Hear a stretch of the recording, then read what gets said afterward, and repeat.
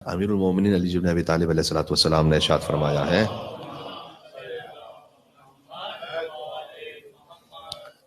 من الخرق، احمق کی، بے عقل کی دو نشانیاں ہیں. یہ میں پڑھ رہا ہوں نہج البلاغہ سے، حکمت نمبر 363. مولانا نے فرمایا کہ وعلیکم السلام، جو بے عقل ہوتا ہے اس کی دو نشانیاں ہیں. دیکھیں کہیں ہم میں تو یہ نشانی نہیں ہے. اچھا، عقل وہ نعمت ہے اللہ کی کہ سب یہ سمجھتے ہیں ہمارے پاس پوری ہے. آپ نے دیکھا ہوگا سبھی کو اللہ تعالیٰ سے رزق مانگتے ہوئے، اللہ تعالیٰ سے مثلا کوئی اولاد مانگ رہا ہے، کوئی اور نعمت مانگ رہا ہے. آپ نے کسی کو دیکھا ہے کہ وہ اللہ تعالیٰ سے کہا اللہ مجھے عقل دے دے؟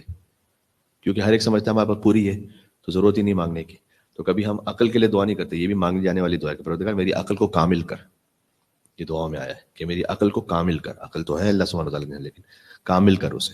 تو من الخرق، فرمایا نادانیوں میں سے ایک نادانی کیا ہے؟ دو امام نے علامتیں بتائیں. المعاجلہ قبل الامکان، امکان یعنی ابھی مقدمہ فراہم ہونے سے پہلے کسی چیز میں جلد بازی کرنا، یہ بے وقوفوں کی نشانیوں میں سے.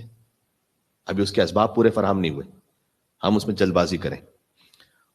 والانا بعد الفرصہ، اور دوسرا بے عقل کی نشانی یہ ہے کہ موقع آ جانے کے بعد بھی دیر کرنا. یعنی یہ صراط مستقیم پر آئیں، اعتدال رکھیں. بالکل اس کی مثال ہے فروٹس کی طرح.